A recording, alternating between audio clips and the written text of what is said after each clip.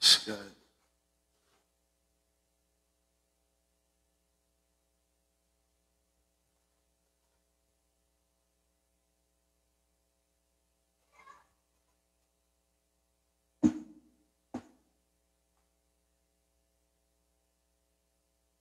Thank you, Lord Jesus.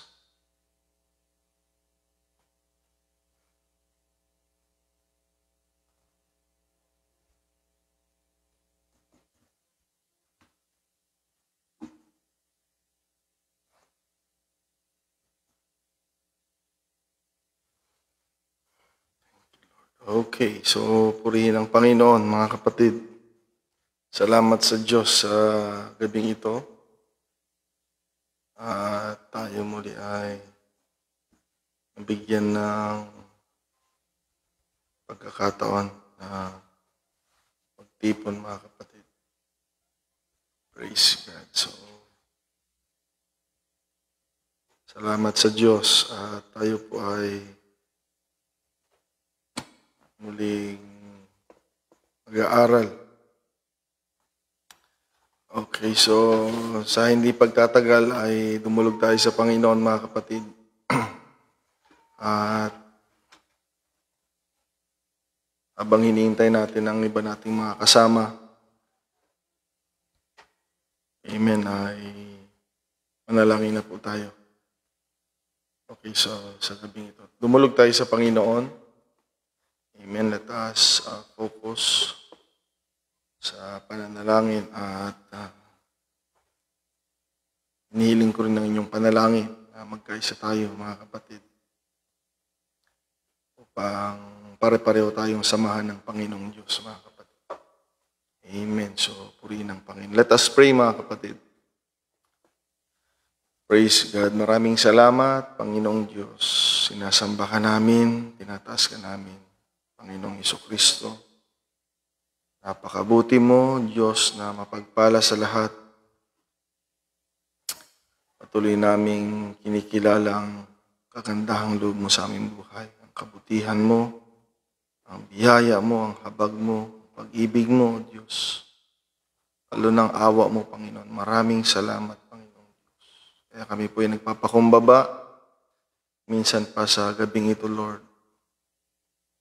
Tulungan mo po kami sapagkat kailangan namin lagi na ang gabay mo, ang pangunguna mo, ang tulong mo, Panginoong Diyos. Lord, sa gabing ito, Diyos, na sa aming pag-aaral, umaasa pa rin ako, Lord, na patuloy kang kikilos sa aming mga buhay, Lord. Kaya nasaan dako man ang iyong mga anak, dalangin ko po, Panginoong Diyos, ang paglukob mo, Lord. Habang sinasaway namin ang ano pa manggawa ng kaaway, kinakalagan namin ang kapangyarihan mo, ang kalooban mo, O Diyos, na siyang mag-ari. Dalangin din namin ang Espiritu ng Kaliwanagan na siyang magbibigay, Panginoong Diyos, ng liwanag, anumang nagbibigay ng kadiliman, Lord, nagpapagulo sa buhay ng iyong mga anak, O Diyos ng Kaliwanagan. Maghari ka, Panginoon. Mangusap ka ng malaya at dalangin din namin ang karunungan, kaalaman at kaunawaang nagmumula sa iyo, Panginoon. Lord, i-bless mo po ang aming pagtitipon at higit sa lahat maluwalhati ka, Panginoong Diyos. Lord God, salamat, Panginoon, sapagkat alam namin na ang tagumpay ay lagi nang nasa iyo. Lord, at umaasa kami na kapag kasama ka namin, Lord God, ang tagumpay ay makamtan namin, Lord. We claim the victory, Lord, for the glory and praise of your name. Ito pong aming samot dalangin, Panginoon. Binabalik sa iyo ang papuri, pagsamba at kalawalhatian sa makapangyarihang pangalan mo, Panginoong Hesus. Amen. Praise God now unto the King, eternal, immortal, and invisible, the only wise God, the honor and glory forever and ever. Amen. So, purihin ang Panginoong Diyos, mga kapatid. Amen. Nawa ay mabuti po ang ating kalagayan. At nawa ay patuloy tayong nakakapit sa ating Panginoong Diyos. Amen. So, ngayong gabi ay ating Tuesday Mana, mga kapatid, at salamat sa Panginoon. December 6, 2022, amen, ay muli nating itutuloy ang ating pag-aaral, okay, sa pang 25th na series natin. Itong dependent being, mga kapatid, sa ating Tuesday Mana, pang 25 na, no? Kaya, nawa ay natututo po tayo, mga kapatid. Amen. So, purihin ang pangalan ng Panginoong Diyos. Okay, so sa gabing ito, mga kapatid, ang teksto pa rin natin ay nasa Book of Romans. Romans chapter number 14, verse 7 to 8. Okay. Amen. Ang pagkakabasa po ay ganito. For none of us lives to himself, and no man dies to himself. For whether we live unto the Lord. And whether we die unto the Lord. Whether we live therefore or die, we are the Lord's. Okay, so sa atin po, ng mga tao, tunay na hindi natin kayang mabuhay ng sarili lamang natin. At ngayon, bilang manampalataya, ikaw man ay Hudyo o Hintil, yan ay isang paalala sa church, mga kapatid, na hindi pa rin tayo nabubuhay sa sarili natin. Okay? Kailangan natin ang pangunguna ng Diyos, ang mga itinalaga ng Diyos sa buhay natin na siya ang ating pong kasamang maglilingkod. Okay, kaya hindi lang yung ikaw ay mabuhay, kung hindi kahit sa ikaw po ay mamatay, sabi ng Biblia ay sa Panginoon po tayo. Okay, ang Panginoon ang siyang nagmamay-ari sa ating lahat. Kaya yan po ay napakagandang paalala sa atin upang magkaroon tayo ng tamang direksyon ng kaisipan at hindi tayo magmamalaki sa Diyos, mga kapatid. Oo nga, totoo nga. Walang sino man sa atin dito ang nakakilala sa Panginoon sa kanyang sarili lang. Wala, no? Wala dito yung pag nag-aaral siya ng solo, apostoliko na siya. Kapatid, wala. Kaya yan yung lagi nating titignan, mga kapatid. Meron nga tayong kasabihan, mga Pilipino, Kaya nagtataka ako sa mga ibang Pilipino, hindi yata na Pilipino, no? Kaya salamat sa Diyos sa nagturo sa akin. Amen. Kaya pag nagpapasalamat ako sa Panginoon sa pastor, hindi dahil sa pastor ako, mga kapatid, lagi niyong tandaan, may naging pastor po ako.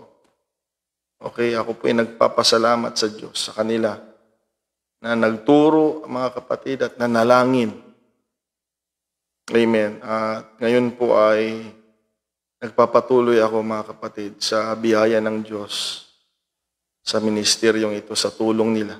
Kaya, mga kapatid, yan po ang susi para tayo po ay patuloy na gamitin ng Diyos, mga kapatid. Kailangan alam natin ilugar ang ating sarili. Okay, as a dependent being. Okay? Paalala po sa atin yan. Baka mga ilan sa inyo mamaya maging mga pastor din. Okay? Maging leader. Maging propeta.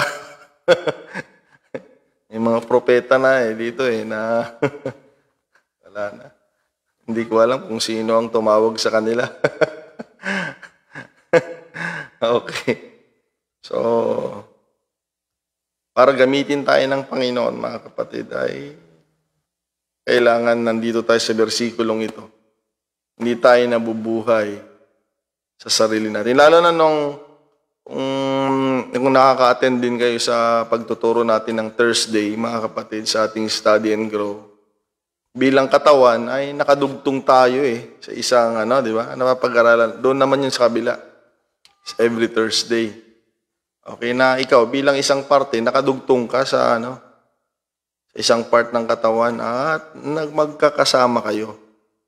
Ayan. Kaya yan ay isang suporta din dito sa tekstong ito, mga kapatid, na hindi talaga tayo nabubuhay sa sarili. Dahil kung kamay lang, hindi naman makanguya yan. No? Hindi niya mabubuhay yung sarili niya. Paano niya mabigyan ng nutrients yung sarili niya? Hindi niya kaya, mga kapatid.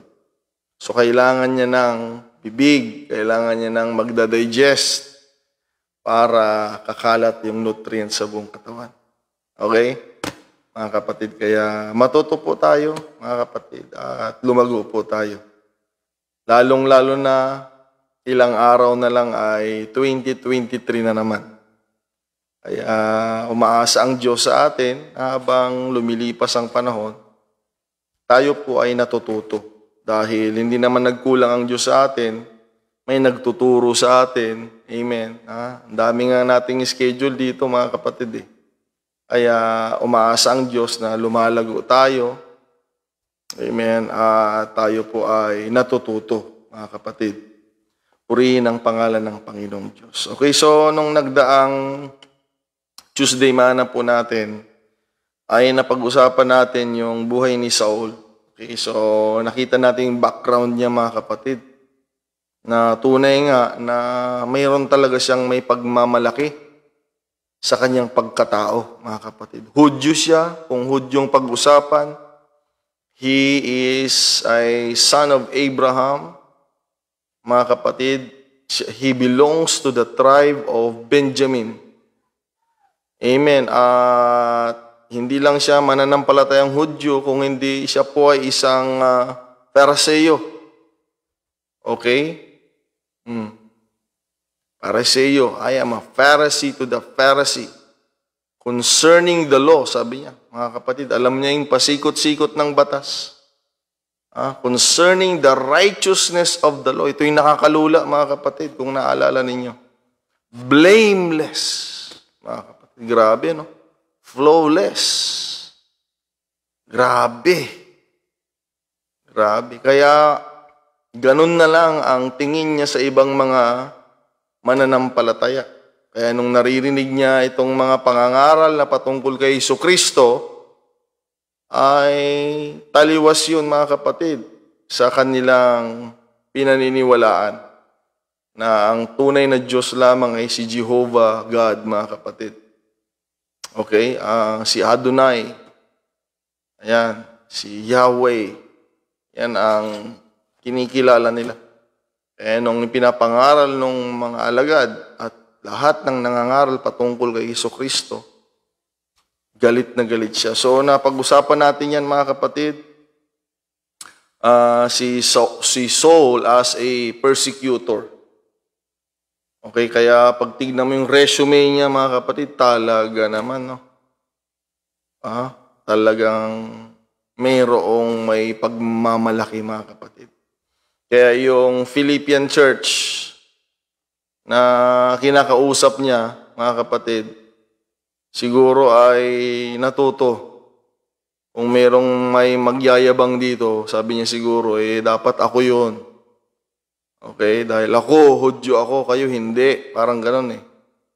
Ako, nag-training ako sa Pariseo, mga Pariseo. Okay? Kayo hindi. Batas, di nyo nadaanan yun, nadaanan ko yun. Patungkol sa katuwiran, ayan, grabe, blameless. Okay, so yun yung nagbibigay sa kanya ng tapang at yabang din sa yabang upang labanan ang gawain ng Panginoon. Kaya bihira naman talaga, bihirang lumalaban sa gawain ng Panginoon yung mga mahihirap, bihira yon. Yung mga walang pinag-aralan, bihira yun. Karamihan mga lumalaban talaga yung mga may pinag-aralan dahil pinipilit nila yung alam nila . Okay, on my experience, dahil marami na rin akong nasimbahan na mga church, mga kapatid, na-observe po natin yun. Okay. Pero si Pablo, mga kapatid, ay natuto at naglingkod siya sa Panginoon.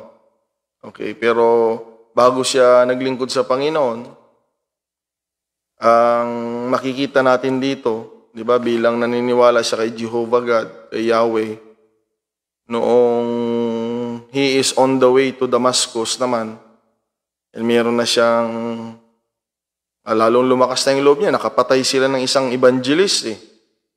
Okay, sana yung backslider na lang yung napatay nila, no? Sana napatay na lang nila yung mga pasaway sa church, no? Kaya lumakas lalo yung loob niya nung napatay nila ay si Stephen. Full of wisdom and full of the Holy Ghost. Kaya lalong lumakas yung loob niya dahil sabi niya, kung sa Diyos talaga ito, dapat hindi natin napatay ito. Okay, so lumakas yung loob niya, kumuha na siya ng permiso. Okay, sa high priest na lahat ng masalubong niya na nagtuturo sa pangalan ni Jesucristo ay bibigyan siya ng authority. Okay, na sila'y bihagin at dalhin ng bihag sa Jerusalem, mga kapatid. Grabe, ano? Hindi pa sila satisfied na nakapatay. Talagang gusto silang ubusin. Pero tandaan niyo ito, mga kapatid. Amen. Gusto man nilang patigilin at siraan ang gawain ng Panginoon. Kung ito po ay gawain ng Panginoong Diyos, hindi pwedeng pigilan ng tao. At lalo po itong lalago at lalo itong pagpapalain ng Panginoong Diyos. Dahil doon niya nasaksihan na hindi lamang pala mga apostoles ang nakaback up sa church. Okay? Na noong mangangaral na siya, sinulat niya sa Ephesians, sabi niya, the church, mga kapatid, ang foundation niya ay apostles and of prophets. And Paul knew, mga kapatid, that the main foundation, the chief cornerstone is Jesus Christ Himself. So on the way to Damascus, mga kapatid, may plano siyang sirain, i-demolish ang gawain ng Panginoong Jesucristo at doon nahayag sa Kanya ang tunay na Panginoon na siyang nagbaback up sa church. Amen. Kaya yung mga kumakalaban sa church, mga kapatid, hindi po tayo yung kalaban nila, si Jesus Christ. Ang mababasa niyan sa book of Acts, chapter number 9. Dahil sabi ng Panginoon kay Pablo, sabi niya, Pablo, bakit mo ko inuusig? Ayan. Diba? Inausap siya ng Panginoon, ba't mo ko inuusig? Siguro, yan yung nasa isipan ng mga lumalaban sa church eh. Ay, hindi naman si Lord yung kalaban ko eh. Si pastor at saka yung mga kapatiran.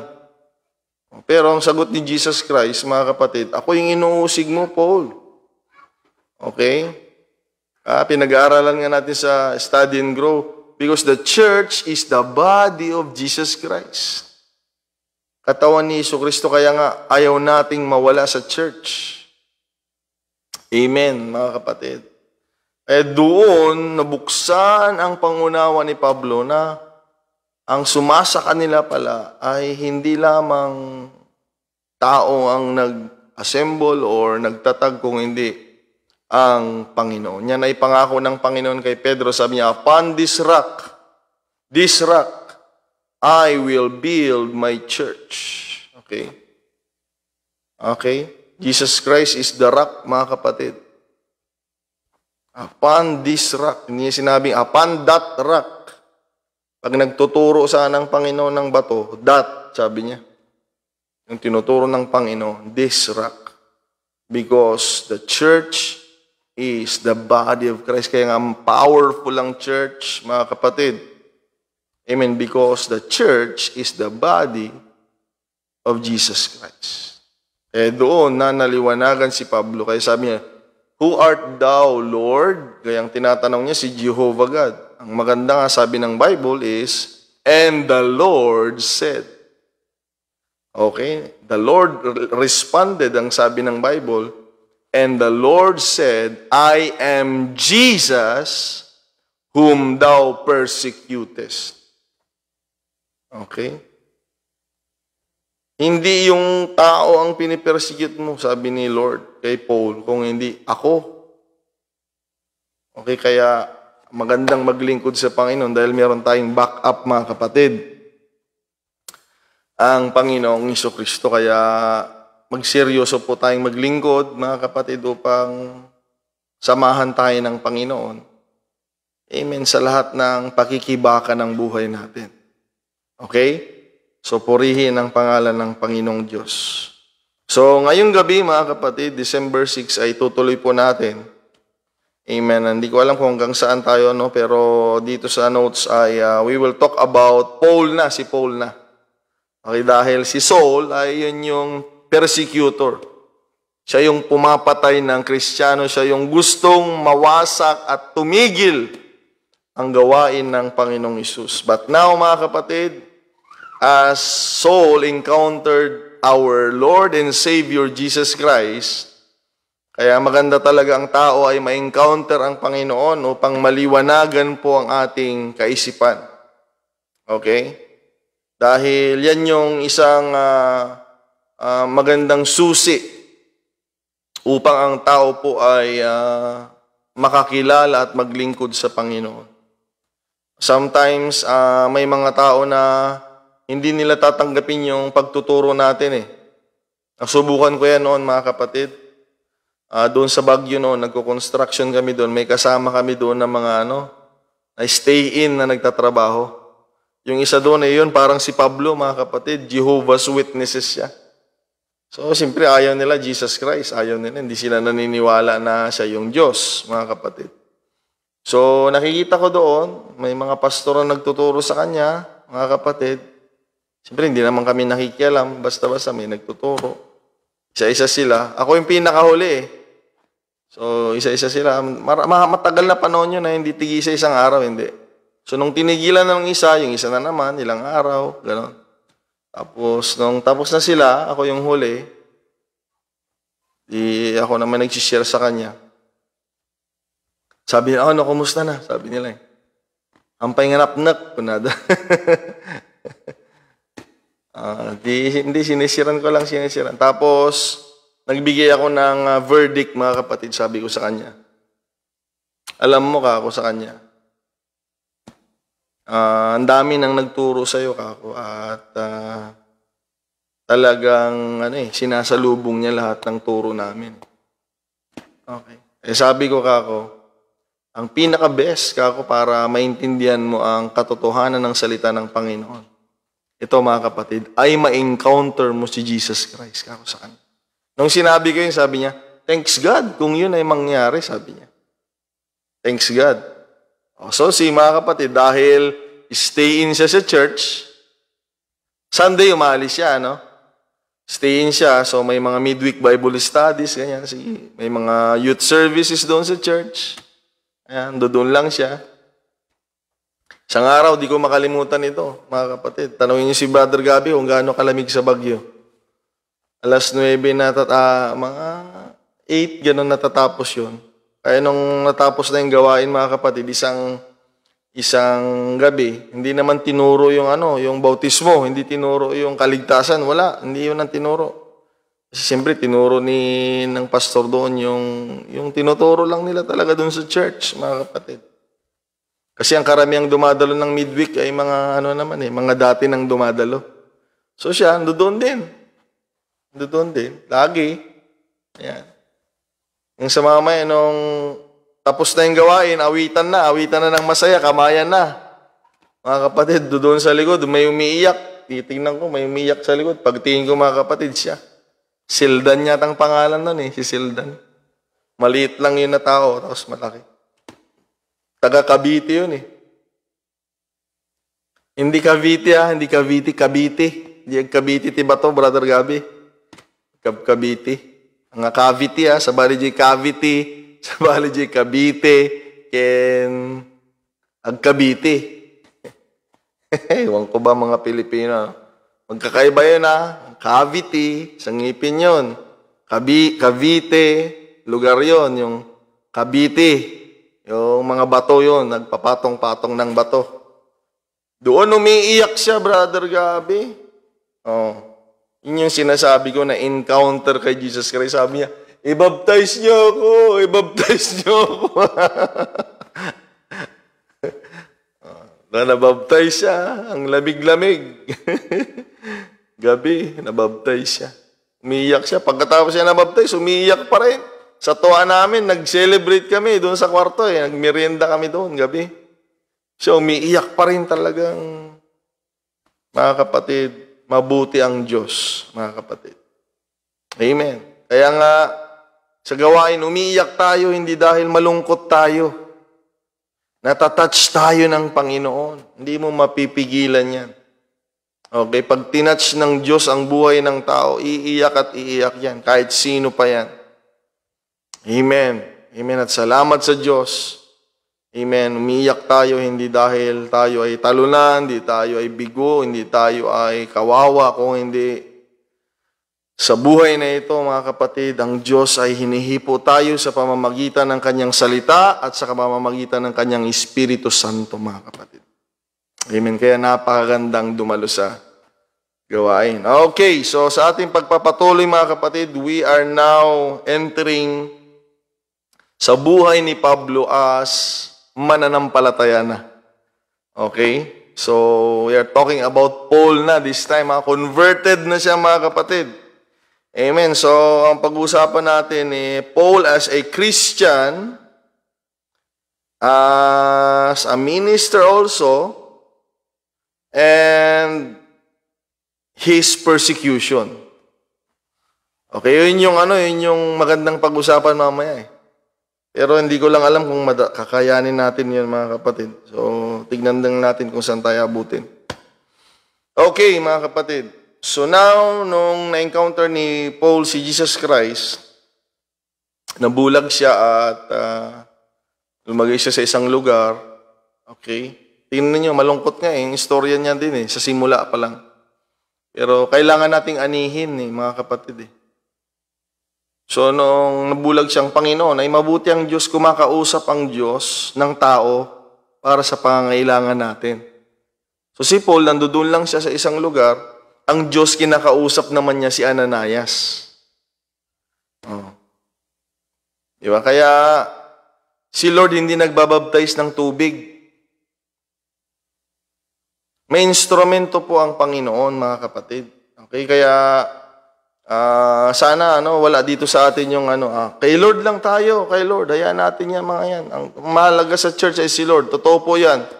Pero kung yung mga tao sa church ay tinulungan ka naman para magampanan yung kalooban ng Diyos sa buhay mo sa kaligtasan, sana wag naman natin gawin ganun, mga kapatid. Okay? Dahil tandaan nyo, nung makasalanan kayo, may tumulong sa inyo at nag-alalay sa inyo, mga kapatid.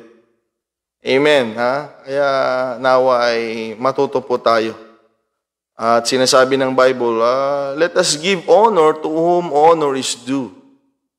Okay? Buwis sa dapat buwisan, pero respetuhin yung dapat pong respetuhin. Okay?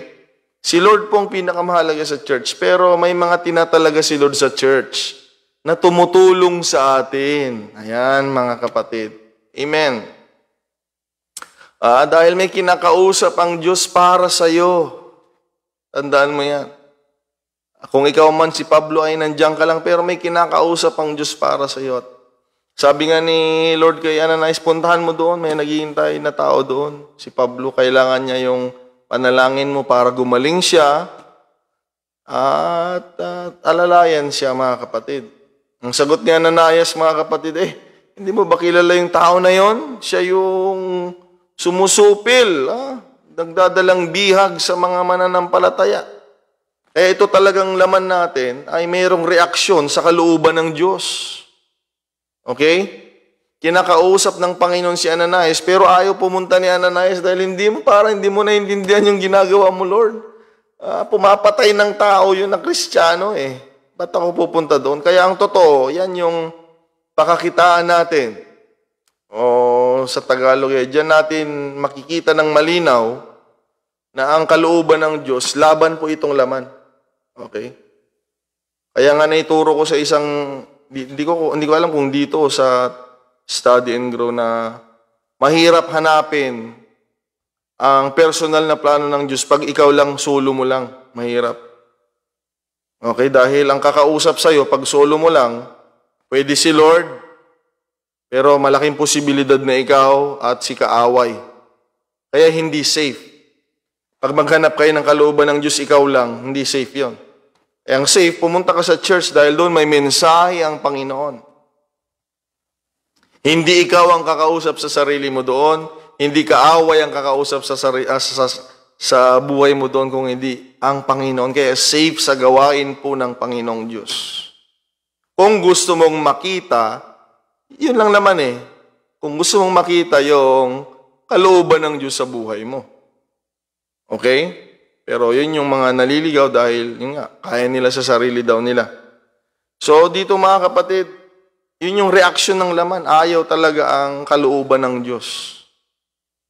So nag-react si Ananias, sabi niya, ba't ako pupunta doon, Panginoon? Sabi ni Lord, kinonvince siya, hindi punta ka doon kasi gagamitin ko yan. Ayan. He is a chosen vessel unto me. Kaya nga, sino tayo para magsabi na wag kay Lord? Kung sinabi ni Lord, pinili ko yan. Kahit nakapatay pa yan, sabi ni Lord, kahit ginugulo niya ang church yan, puntahan mo. At pinili ko yan, gagamitin ko yan sa mga hintil. At sa kanya na pagdusahan yung mga pinagagawa niya sa church. Dahil yun din ang sabi ng Panginoon, dahil akala ni Lord, hindi nakalimutan ni Lord yung ginawa niya sa church. Pinatay niya si Stephen, ginulo niya yung church sa Jerusalem, nagkakalat-kalat sila eh. Sabi ni Lord, gagamitin ko siya, pero yung kahirapan na mangyayari sa buhay niya, doon niya nadadanasin. Ayan. Masasalubong niya rin yung pinagagawa niya. So, pumunta si Ananias, mga kapatid. So, pinag-pray, amen, nilay hands, tinanggap ni Paul yung Holy Ghost, at binabtize siya ni Ananias. At doon na nagpasimula ang pagiging Kristiyano niya. Okay, so, manampalataya na siya, no? Pero mga kapatid, ito'y nakakalungkot. Hindi pa rin siya tanggap. Dahil, siyempre, ang nasa isip ng mga manampalataya, dali lang. Siguro, naka-ready sila mga kapatid. Baka biglang hablutin sila o baka tagain sila mga kapatid. No? Dahil nakita nila kung gaano niya itrato ang gawain ng Panginoon. Kaya mga kapatid, tayo, na kumakalaban sa gawain ng Panginoon at pumasok na tayo sa church, huwag niyong asahan na huwag niyong asahan na bumalik na ako ha. Tignan muna natin, baka, di ba si Pablo nga alanganin pa rin sila kay Pablo. Alanganin sila kasi alam nila yung background niya, alam niya, may history mga kapatid, may ginawa ka Kaya mga kapatid, base sa ginawa natin sa gawain, talagang inobserbahan po tayo. Hindi natin masisi yung early church sa pinagagawa ni Pablo dahil may basihan sila. Pinapatay mo si Stephen, ginulugulo mo kami sa Jerusalem. Kaya mga kapatid, talagang masalubong natin yan. Pero kung talagang desidido kang maglingkod sa Panginoon, patunayan natin na kagaya ni Pablo, mga kapatid, pinatunayan niya talaga na naglilingkod na siya at na-convert na talaga siya sa ating Panginoon. So dahil walang tatanggap sa kanya, mga kapatid, nakita ni Barnabas, sabi niya, halika na nga, sama ka na lang sa akin. Walang tatanggap sa kanya Sama ka na lang sa akin. So si Barnabas kasi ay tinatawag yan, ang ibig sabihin ng pangalan niya ay the encourager. Kung walang tatanggap sa iyo, sabi, halika, sama ka sa akin na lang. So, inalalayan siya ni Barnabas. Okay, salamat sa Panginoon. Sa church, may tao pa rin na mag-aalalay sa atin. Okay, kaya dyan lang tayo sa church. Okay, hindi po humanap si Pablo ng Barnabas. Tayo kasi pag hindi tayo tanggap dahil sa background natin, tayo yung naghahanap ng kakampi. Mali po yun. Mali yun. Hintayin mo, meron at merong instrumento ang Diyos sa buhay mo. Okay? Hindi niya hinahanap si Barnabas. Si Barnabas yung lumapit sa kanya. Ayan. Okay? So, inalalayan siya, tinuruan siya kung paano maging isang alagad at mga kapatid, tunay na apostolikong mananampalataya, mga kapatid. Okay? So, yun yung mga pinagdaanan niya. Ayaw siya ng mga membro. Ang mga tumanggap sa kanya, yung mga alagad, mga kapatid. Okay? At pinatunayan niya, mga kapatid, pinatunayan niya. Dahil talagang sumandal na siya sa Panginoon, pinatunayan niya. Ayaw niyang maniwala, sabi niya. Sa mga Hudyo, nangaral siya.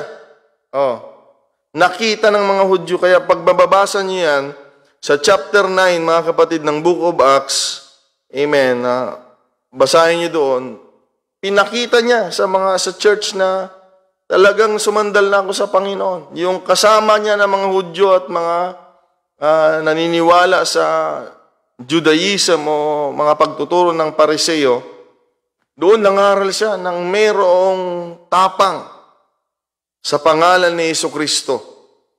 Kaya nung nakita siya ng mga Hudyo, tingnan ninyo mga kapatid, nangyari sa kanya, bago pa lang siya, ang tindi na nung pagsubok niya. Inaanihin niya talaga yung pinagagawa niya sa church. Aanihin niya. Gusto siyang patayin ng mga Hudyo. O bagong membo, bagong-bago pa lang. Alam niyo dito sa church, pag bago ka pa lang, ang pagsubok mo ay mababaw pa lang. Dito sa church. Pero siyang lalim agad ng pagsubok niya dahil yun yung pinagagawa niya sa church. Okay, mga kapatid, masama yung ginawa niya sa church, hindi makalimutan ni Lord. Yun, mahal ni Lord yung church. Kaya kailangan niya ring maranasan yung pinaggagawa niya, mga kapatid. Kaya sa church, kung anong pinaggagawa natin sa church, masasalubong natin, mga kapatid. Kaya nga maganda, itrato natin ang church na maayos. Okay, itrato natin ang church na talagang mahalaga. Dahil mahal na mahal ng Diyos yan. Mahal na mahal ng Panginoon ang church, mga kapatid. Bago pa lang siya, ayan, gusto na siyang patayin. Sinong naglalalay sa kanya? Mga alagad. Itinakas siya, mga kapatid. Sinakay siya sa basket. Basahin niyo dyan. Kaya nga sa church, hindi lang tayo spiritual, napakaganda, aalalayan tayo dyan. At gagawin yung magagawa. Kung desidido ka talaga, pagpasaway ka sa church, ako dito, sabi ko, dito sa Santa Cruz, kaya hindi magandang maging membro dito, mga kapatid, sa Santa Cruz. O dyan na lang kayo sa mga simbahan ninyo, magpakasaya kayo dyan. Dito, pag mahilig kang magsarili ng lakad, huwag kang umasa. Ayan. Pero, sabi ko naman, doon sa mga desidido talaga, nakikita ko, na ginagawa nilang magagawa nila talagang yung puso nila ay nasa Panginoon. Sabi ko, yung problema mo, problema ko rin. Okay? Basta't ano ka talaga sa Panginoon, naglilingkod ka. Okay? Pero si Paul, dahil ganun ginawa ng mga alagad, mga kapatid, tinakas nila siya. Tinakas nila siya. Okay, hindi nila sinabi yung madala ka. Hindi, nakita siguro nila na talagang determinado na si Pablo na maglingkod sa Panginoon dahil ultimo mga Hudyo ay pinapangaralan niya. At kung mababasa nyo rin yung tuloy-tuloy sa chapter 9 ng Book of Acts, nangaharal din siya sa mga Grecians. Gusto na naman siyang patayin. Okay, mga kapatid, so ang tindi pinagdaanan niya dahil din kasi yun nga, yung ginang trato niya sa church, kaya aanihin niya talaga yun. Hindi po tayo excuse doon, mga kapatid. Yan yung sinasabi ng Bible, mga kapatid. Whatsoever a man soweth, that he also shall he reap. Okay, kaya nga, mahalin natin yung mahal ng Panginoon. Mahal ng Panginoon ang church, mga kapatid. Amen. Mahal na mahal niya yan. At yun ay babalik sa atin, mga kapatid, pag ginawa po natin yan. Okay, so hanggang sa mamaya, mga kapatid, talagang pinatunayan niya na talagang he is on the Lord's side. At Sa bagay na yan, makikita natin yung kanyang mga sulat sa churches. Amen. Kung paano niya itrato na yung sarili niya. Okay? Dahil noon, mga kapatid, na naisulat nga sa Philippians, mamaya babasahin din natin yon. Kung gaano katindi yung pagkatao niya, talking about the flesh, may ibubuga talaga siya, may pagmamayabang. Mga kapatid. Okay, may pagmamayabang talaga siya sa laman. Pero dito sa mga sulat niya, mapapansin natin mga kapatid, totoo nga ang kakaibang Pablo na yung makikita natin dito. Okay? So dito mga kapatid, tingnan niyo katulad dito sa 1 Corinthians chapter 10. 1 Corinthians chapter 10 verse 31. Okay, simulan natin dito. Sabi niya Pablo, whether therefore ye eat or drink, whatsoever you do, do all for the glory of God. Okay? Sa Colossians nga, naisulat niya doon, Colossians chapter 3 verse 17. Diba galit siya kay Jesus Christ? Sabi niya, sabi niya doon, whatsoever you do, in word or in deed, do all in the name of the Lord Jesus Christ. Giving thanks to the Father through Him. So dito tingnan niyo, kahit sa pagkain, sa pag-inom, ano man ang iyong gagawin, hindi po pag-inom ng alak ito lahat ng gagawin mo bilang manampalataya na. Amen. Do all for the glory of God. Verse 32. Tingnan ninyo siya mga kapatid yung pumapatay, yung nananakit ng church. Tingnan niyo siya. Converted na ito talaga, sabi niya. Verse 32. 1 Corinthians chapter 10. Give none offense. Okay, huwag tayong gagawa ng katitisuran. Neither to the Jews, nor to the Gentiles, nor to the church of God. Tingnan niyo siya magturo ngayon. Noon, nung wala pa siya sa Panginoon, sinusupil niya, ginugulo niya, pumapatay sila ng manampalataya. Pero ngayon, mga kapatid, nasa Panginoon, sabi niya, huwag tayong gumawa ng katitisuran o ikapapahamak sa Hudyo man, sa mga hintil man. Makinig ka, mga kapatid, lalo na sa church. Okay, huwag tayong gagawa. Paano maligtas yan? Mga ibang tao. Mga kapatid, kung gagawa natin sila ng kapahamakan. Kaya ako dito Santa Cruz, kilala nila ako dito pag patungkol sa mga hindi manampalataya, kailangan na mahaba po ang PC natin. Dahil lang sinasabi ko sila, naku, baka hindi maligtas yan. Hindi naman nila sinasabi yan, mga hindi mananampalataya, hindi nila sinasabi na gusto na nilang magsimba yan. Tapos, papatulan natin sila, naku, ayaw na nila mamaya. Pag ako tanungin niyo yan, mga taga dito, puntahan niyo, kausapin niyo, baka isipin nila ganito. Okay?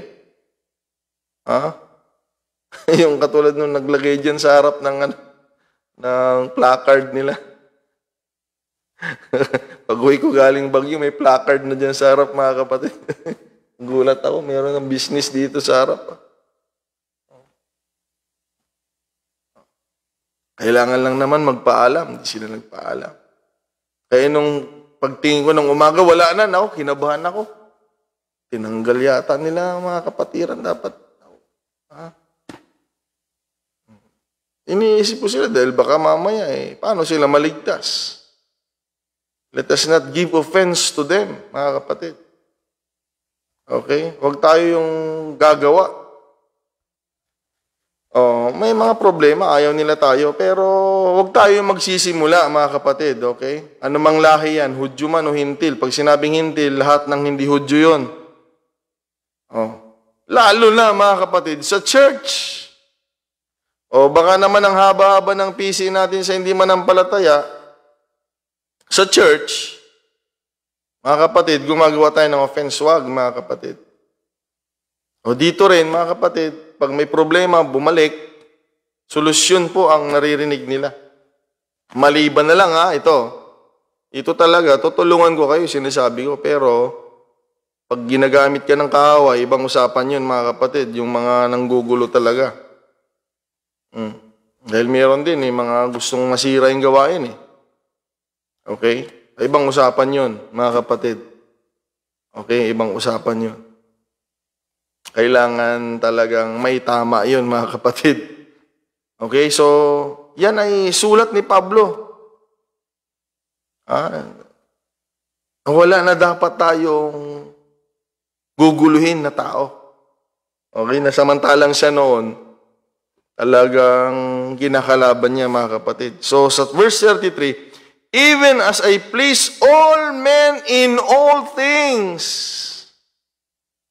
Ngayon, mga kapatid, tingnan ninyo, nung tinanggap niya yung pag-ibig ng Panginoon, mga kapatid, it doesn't matter ba sa tao. Mga kapatid, tingnan niyo siya ngayon. He wants to please. But it is impossible to please everyone, mga kapatid. We cannot please everyone. Meron pa rin talagang galit sa atin. Minsan kahit di ka nagyayabang, ang alam nila, nagyayabang ka. Okay? Minsan kahit di ka nagmamarunong, feeling nila nagmamarunong ka. May mga tao talagang hindi mo mapiplease, mga kapatid. Okay? Sabi niya, not seeking my own profit, but the profit of many, that they may be saved. So ang isip niya na, mga kapatid, ay madagdagan yung church sa ikaliligtas ng mga tao. Hindi na yung sarili niya, mga kapatid. Okay? So yan yung tao na talagang sumandal na sa Diyos. Hindi bahala sila. Wala akong pakialam kung ano. Wag ganun Wala. Paano tayo dadami? Paano maraming maligtas?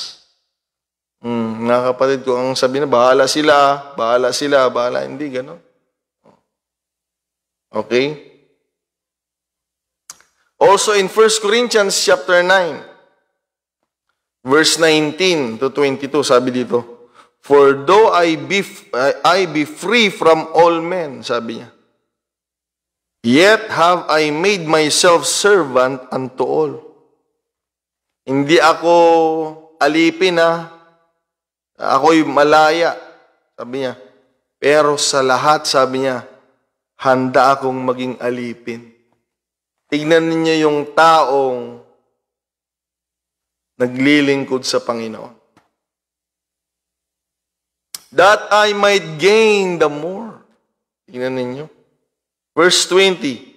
And unto the Jews, I became a Jew. Tingnan nyo, nakikibagay siya.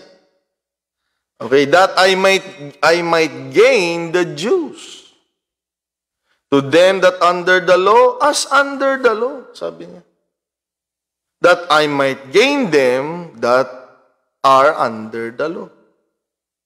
To them that are without the law, yung mga tao naman na mga lawless. Sabi niya, as without law, sabi niya, pero may open and close parenthesis, sabi niya, being not without law to God. Pero sa Diyos, hindi pwede na nakikisama ko sa mga taong hindi na mabuhay sa batas, pero nasa akin pa rin yung batas ng Panginoon. Ayan, mga kapatid. But under the law to Christ. Sabi niya. Hindi yung sinasabi kong pakisamahan natin yung mga hindi mananampalataya at ginagawa na rin natin yung ginagawa nila. Hindi po yun ang ibig sabihin nito, Hindi, mayroong mga bagay na pwede mo silang pakisamahan, mga kapatid.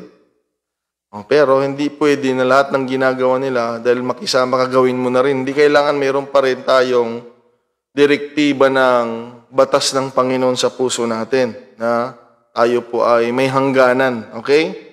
Na hindi natin gawin yung ginagawa nila. That I might gain them that are without the law. Dahil ang layunin niya, kaya siya nakikisama, ay para maabot sila. Madala sila sa paglilingkod sa Panginoong Hesukristo. Okay? To the weak, sabi niya, I became as weak. Tingnan ninyo ang adjustment ng buhay niya. Kaya tayong mga Kristiyano, mga kapatid, once you are totally converted, matuto tayong maging, magkaroon tayo ng adjustment to be, mga kapatid, ma-adapt natin yung mga bagay-bagay. Okay? To the weak, I became as a weak that I might gain the weak. Sa mga mahihina, nagpapakahina din ako para sila ay aking madala, mga kapatid. And I am made all things to all men.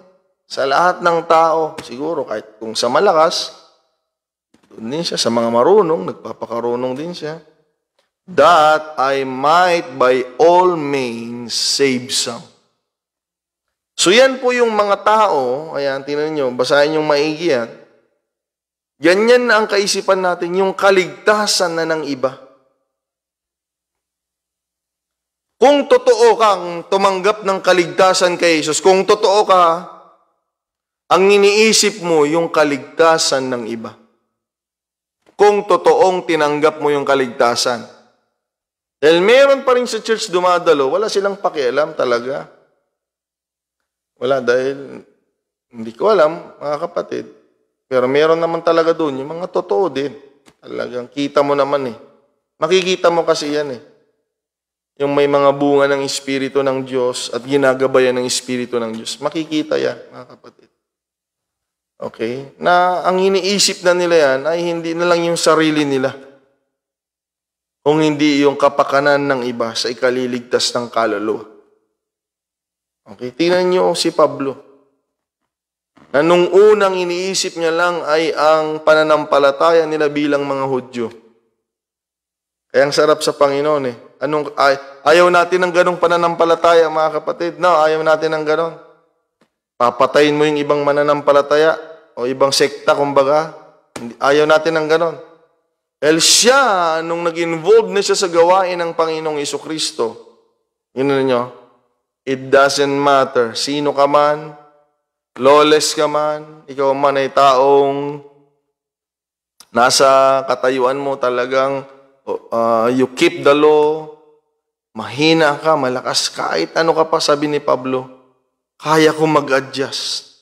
Okay? Kaya kong mag-adapt. Okay?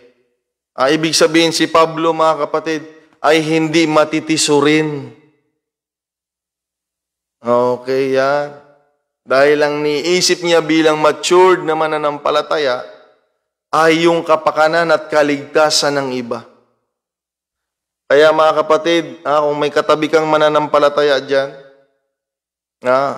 gustong-gusto mong maglingkod sa Panginoon. Dahil kung alam mong ligtas ka na, tumanggap ka ng kaligtasan ng Panginoon, iniisip mo yung kaligtasan ng kasama mo.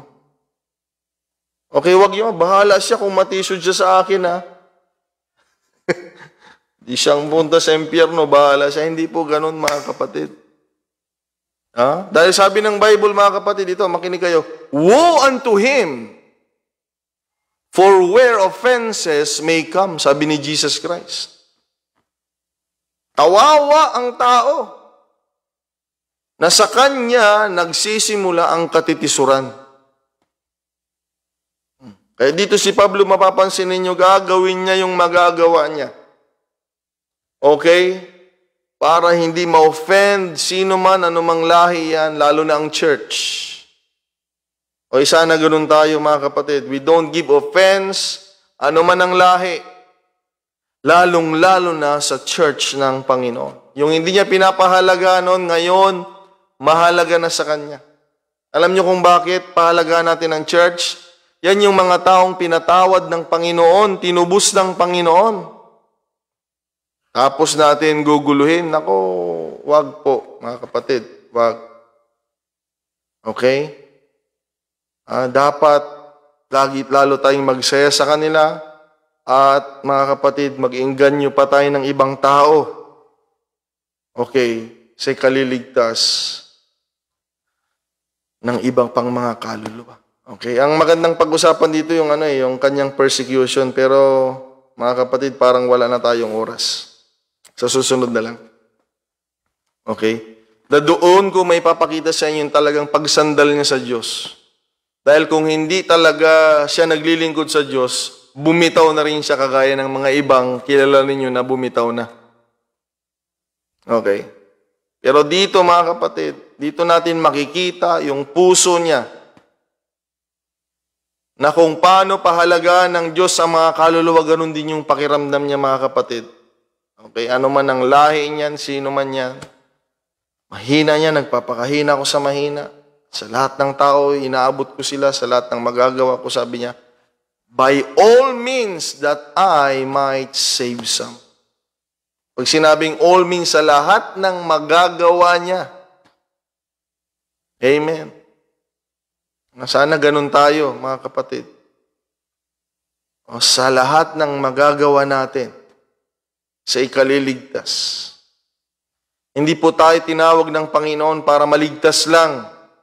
Tandaan niyo yan, mga kapatid. Tinawag tayo ng Panginoon para gamitin sa ikaliligtas ng iba. Kulang pa rin yung unawa natin pag kaya ako naglilingkod para maligtas. Okay po yun, pero kulang. Alam mo kung ba't ka niligtas ng Panginoon? Ayan, pansinin mo yung mga sulat ni Pablo. Kaya ka niligtas ng Panginoon dahil may nagbahagi lang sa iyo. At ang gusto niya, ikaw din ay magbahagi sa iba. Sa ikaliligtas ng iba. Hindi po matatapos sa iyo yun. Ganon din yung binagian mo. Matututunan din niya isang araw. At siya rin ay magbabahagi. Dahil kalooban ng Diyos, mga kapatid, na maabot lahat ng mga tao. Okay, kaya nga iba-iba tayo ng estado eh. Dahil iba-ibang tao po ang ating aabutin. Okay, kaya hindi tayo katulad ni Pablo, mga kapatid. Hayaan na natin si Pablo na lahat gusto niyang abutin, mga kapatid. Sa mga Hudyo, hindi naman tayo Hudyo, hindi tayo po pwede. Hudyo siya, nagpapaka-Hudyo siya. Sa mga Hintil, nagpapaka-Hintil siya. Sa lahat, mga kapatid. Grabe siya, no? Grabe. So, he is the greatest apostle to the Gentile. Apostle Paul, mga kapatid. Grabe. Kaya, nung makita ng Diyos, talagang sumandal na siya sa Panginoon. No wonder why the gifts of the Holy Ghost manifest sa buhay niya. Grabe po, mga kapatid. Grabe. Dahil nakita ng Panginoon, at ngayon hinayag sa atin ng Panginoon sa salita niya, natutungang si Apostol Pablo ay hinubad niya na yung sarili niya sa lahat ng may pagmamalaki niya sa kanyang pagkatao. Iniwan na niya at sumandal na siya sa Panginoon. Kaya naman, mga kapatid, grabe po ang kapangyarihan na ginawa ng Diyos sa buhay niya. Amen. Ang dami po niyang na-establish na church. Okay, ang mga alagad kasi nakafocus yan sa Jerusalem. Mga kapatid, pero siya. Amen. Yes. Masarap po magpagamit sa Panginoon. Grabe, mga kapatid. Masarap magpagamit sa Panginoon. Dahil sa iyo, akalain mo na, dahil sa iyo, makikilala nila ang Panginoon, maririnig nila ang kaligtasan. Dahil sa iyo, ang sarap magpagamit sa Panginoon, mga kapatid. Amen. Kaya, napakaganda ng nangyari sa buhay ni Apostle Paul. Na ngayon ay pinag-uusapan natin. Purihin ang pangalan ng Panginoong Jesucristo. Amen. Natupad ang plano ng Diyos sa buhay niya. Amen. Na maging instrumento sa ikaliligtas ng mga hintil. Sa panahon natin ngayon, mga kapatid, hindi na natin kailangan si Pablo, wala na siya. Tayo na po ang aabot sa mga hintil. Amen. Mahirapan tayong mag-abot ng Hudyo, mga kapatid. Kaya natin, pero mahirapan tayo. Pero sa mga hintil, mga kapatid, kung magiging katulad tayo ni Apostol Pablo, amen, nasasandal din sa Panginoon. Marami tayong makikitang mga hintil na maliligtas at maglilingkod din sa Panginoong Diyos. Amen. Tingnan ninyo, mga kapatid, tingnan natin sa pagtatapos ng ating oras. Dito na tayo magtapos. Sa Philippians chapter 3, tingnan ninyo, mga kapatid, kung papaano si Pablo sumandal sa Panginoon. Tingnan niyo siya, mga kapatid. Dito na tayo magtatapos. Grabe po ito. Philippians chapter 3, nabasa natin yung ilan noong nakaraang Tuesday mana. Pero tignan natin itong maigi. Philippians 3 verse 4, though I might also have the confidence in the flesh, if any other man thinks that he has whereof he might trust in the flesh, I more, sabi niya. Lalo na ako, sabi niya. Circumcised the 8th day of the stock of Israel, of the tribe of Benjamin, a Hebrew to the Hebrews, as touching the law, a Pharisee, sabi niya. Concerning zeal, persecuting the church, sabi niya. Touching the righteousness which is in the law, blameless. Yan yung sinasabi ko, mga kapatid. Sa kanyang pagkatao po, talagang grabe. Pero pansinin niyo ito bilang mananampalataya. Verse 7 and 8. Pakinggan yung maigi, sabi niya. But what things were gained to me? Ano man ang pakinabang sa akin, sabi niya, those I counted loss for Jesus Christ. Ito yung taong totoong sumandal na sa Panginoon. Lahat ng pakinabang na ito sa aking sarili, tinanggap ko na lang nakawalan para lang sa Panginoong Hesukristo. Grabe, no? Grabe. Sa Galatians nga, may nasabi siya doon eh. Sabi niya, the life I live in the flesh, I live by the faith of the Son of God. Sabi, hindi na ako yung nabubuhay sa sarili ko. Grabe. Mga kapatid. Tuloy natin sa verse 8. Dito na tayo magtapos, mga kapatid. Yeah, doubtless, I count all things but loss. Inaring ganap ko na kawalan na yan lahat, sabi niya. For the excellency of the knowledge of Jesus, of Christ Jesus my Lord. Mga kapatid, di niya may pagpalit yung bagay na patungkol sa Panginoon. For whom I have suffered the loss of all things, ako man ngayon ay dumaranas ng paghihirap sa kawalan ng mga bagay-bagay na yan. Sabi niya, and do count them but dung. Kita niyo yan. Ibinilang niya na lang na walang halaga, mga dumi. That I may win Christ. Ganyan po ang mananampalataya. Ganyan magsalita ang taong niligtas ng Panginoon. Wala nang pinakamahalaga sa taong niligtas kung hindi yung nagligtas ng kaluluwa niya. Kung totoong ligtas. Kaya nga yung mga hindi paligtas talaga, hindi nila nasasabi yan na si Lord yung pinakamahalaga. Kaya nilang iwanan para kay Kristo.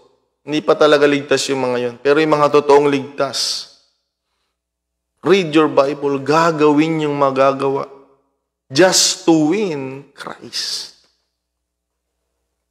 Amen. At sabi ko nga, no wonder why the 9 gifts of the Spirit manifested, mga kapatid, in the life of the Apostle Paul. Samantalang tayo ngayon, hingi tayo ng gift eh. Hingi tayo ng gift. Siya, mga kapatid. Church, sumandal tayo sa Panginoon at makikita natin ang kayang gawin ng Diyos. Amen. Sa ating paglilingkod. Huwag tayong sumandal kung anong meron tayo. Yan ang sabi ng Bible. Huwag yan ang sandalan natin. Pera, yung trabaho, nawawala po yan. Lakas mo, nawawala yan. Okay, mga kapatid. Yung business, hindi lahat ng business ay nagiging successful. Sumandal tayo sa Panginoon. Ilagay natin lahat sa paanan ni Jesus. Amen. Ibig sabihin, siya yung pinakamahalaga. Upang pagkaawaan tayo ng Panginoon, baka lalo pa tayong pagpalain ng Panginoon sa larangan na meron tayo ngayon. Pag minahal niyo ang Panginoon, sa trabaho ninyo, papaboran kayo ng Diyos. Sa business ninyo, pagpapaboran kayo ng Panginoon. Sa anuman ang larangan ng buhay natin. Kung makita ng Diyos na sasandal tayo sa Kanya. Amen. Tandaan niyo, walang pinabayaan ng Panginoon na naglingkod sa Kanya, mga kapatid. Amen. Tuloy natin po ito sa susunod. Amen. Doon natin makikita yung totoong pagsandal ni Pablo, lalo na sa Panginoon. Dahil madaling sumandal sa Diyos pag okay ang lahat. Masusubok ang ating pagsandal sa Panginoon. Amen. Sa ibang banda ng buhay natin. At yun ang pag-usapan natin sa susunod na Tuesday mana, mga kapatid. So God bless you, mga kapatid. Amen. Lalo tayong sumandal sa Panginoon. Hindi po sayang ang paglilingkod natin sa Panginoon. Amen. May naliligtas. Magpatuloy ka lang, may maliligtas sa ministry mo. May maliligtas sa paglilingkod mo sa Diyos. Yes, kahit taga-gitara ka, may maliligtas. Sige lang. Diyan ka lang, gawin mo lang yung trabaho mo. Hindi, pwede ba yun may maliligtas sa ministry ko? Meron. Meron, mga kapatid. Anumang ministry natin, manatili tayo dyan, sumandal tayo sa Diyos, at marami pang ililigtas ang Panginoon sa buhay natin. Amen. So God bless you all, mga kapatid. Amen. Pagpalain tayo ng Panginoong Diyos. Amen. At nawa ay patuloy pa tayong magkaroon ng puso na nagkahangad na matuto sa pag-aaral ng salita ng Panginoon. Amen. So let us pray, mga kapatid, sa gabing ito. Tutuloy po natin ito, mga kapatid. Amen. Sa susunod na Tuesday man. Okay, gayon pa man, inihiling ng panahon na tayo po ay pansamantalang mga kapatid, titigil muna at itutuloy po natin, mga kapatid. Amen. Habang hindi pa bumabalik ang Panginoon. So let us pray, mga kapatid. Samahan niyo ako na ibalik sa Diyos ang papuri at pasasalamat, mga kapatid. Siya lang po ang dakilang Diyos na nagbibigay sa atin ng kakayahan. Kaya po tayo nakakapaglingkod, mga kapatid. Praise God. Hallelujah. Let us pray. Lord Jesus, maraming salamat. Purihin ka, O Diyos, sa iyong kabutihan, sa iyong pag-ibig, sa iyong kapangyarihan, sa salita mo, sa iyong Espiritu, Lord. Sa gabing ito, Lord, nagpapasalamat kami sa buhay ni Pablo, Panginoon, naming pinag-uusapan. Nagpapasalamat kami sa salita mo na isinulat ni Pablo, Panginoon, na nagsisilbing hamon sa amin bilang mananampalataya, Panginoong Diyos. Naway maging kagaya kami ni Pablo, Lord. Maging instrumento mo, Panginoon, sa kaligtasan ng mga hintil. Hallelujah, gawin namin ang magagawa namin. Maipakilala ka namin, Panginoong Diyos, sa mga hindi mananampalataya. Lord, bigyan mo kami ng puso kagaya ni Pablo, Lord. Bigyan mo kami ng tapang at lakas ng loob. Hallelujah, na hindi po namin ikahiya ang tagapagligtas na nagligtas ng aming kaluluwa. Tulungan mo kami na hindi kahiya ang Panginoon na nagpatawad sa aming kasalanan. Tulungan mo kami, O Diyos, O God, na makita lahat ng kabutihan mo, Panginoon, upang maihayag namin sa mga tao ang kabutihan mo, O Diyos, na ginagawa mo sa aming buhay. Lord God, gamitin mo po ang bawat isa sa amin. Gamitin mo ang aming testimonyo. Gamitin mo po ang aming mga estado ng buhay. Lord, ang mga mag-aaral, Lord God, abutin nilang kapwa nila mag-aaral. Mga kapwa Pilipino sa Brunei, Lord, abutin nila, Panginoon. Mga kapatid na nasa business, abutin nila, mga kapwa nila nasa business. In the name of Jesus, anumang larangan, Panginoon, upang ang church, hallelujah, ay malugod ka, Lord. Iba't ibang estado ng buhay ang masusumpungan mo, Panginoon, sa gawain ng Panginoon. Kaya Lord, kagalakan namin, O Diyos, na makita sila, kagalakan namin makita ang mga kaluluwang ito. Lord God, mahirap man, mayaman ay pinag-aralan naman o wala. Lord, in the name of Jesus, O God, fill your church with people like this, Lord. Hallelujah, Lord God, tulungan mo kami. We want to see, Lord, more souls being saved, O God. Gamitin mo kami, O Diyos. Lalong-lalo na dalangin ko po, Panginoon, ang kaligtasan ng aming mga mahal sa buhay, Lord. Ipoy mong puso, Lord God, ng pamilya ng mga kapatiran, Lord, in the name of Jesus, O God. Touch them, Father. Let them know you, Jesus Christ, our Lord. Let them encounter you, Lord God. At makasama namin silang maglilingkod. Makasama namin sila sa buhay na walang hanggan, Lord. Napakaganda na maglingkod sa iyo, Diyos. Kaya Lord, maraming salamat, maraming salamat. Purihin ka, O Diyos. Ano man ang pangangailangan ng iyong mga anak, Panginoon, Lord, tulungan mo po sila in the name of Jesus, financially, emotionally, Lord, spiritually, Lord, help us day by day. Tulungan mo rin kami, Lord. Ano man ang karamdaman ng iyong mga anak, sinasaway ko po ito sa makapangyarihang pangalan mo, Jesus. Lord, show your power, Lord God. Show your glory, Lord. Hallelujah. You are the same yesterday, today, and forever, Lord. Gamitin mo kami, Lord God, na masira ang kalooban ng kaaway, masira ang lalang ng kaaway, Lord, masira ang kaharian ng kaaway, kung hindi ang mahayag lamang at manatili ang kaharian mo, Diyos, sa aming mga buhay. Lord, maghari nawa, O Diyos, ang kalooban mo para sa bawat isa sa amin. I claim and I pray, Lord Jesus Christ, ang magandang plano mo ang siyang maganap po sa buhay ng bawat isa sa amin, Lord. I-bless mo po ang iyong mga anak, Panginoon. Salamat sa gabing ito, Lord. Bigyan mo kami ng kapayapaan, Lord. Ingatan mo kami, patuloy. Layo mo kami sa kapahamakan, layo mo kami sa gawa ng kaaway, kasama ng aming mga mahal sa buhay. Punuan mo ang aming mga pangangailangan, Lord. Hallelujah. In the name of Jesus, maraming salamat po, Panginoon. We worship you, we glorify your name, we honor you, Lord. All praise belongs to you, God. Salamat sa iyo, Panginoon. Salamat. Ito po ang aming dalangin sa gabing ito, O Diyos. Nagpapasalamat, Lord. At inaangkin ang tagumpay na nagmumula sa iyo sa makapangyarihang pangalan mo, Panginoong Jesucristo. In Jesus' name, praise God. Amen. God bless you all, mga kapatid. Pagpalain tayo ng Panginoon. Mag-ingat tayo upang ingatan pa tayo lalo ng Panginoong Diyos. God bless everyone. Amen. Sumahati ng bendisyon ng Panginoon, mga kapatid. Amen. God bless you all. Praise the name of the Lord. Thank you, Jesus.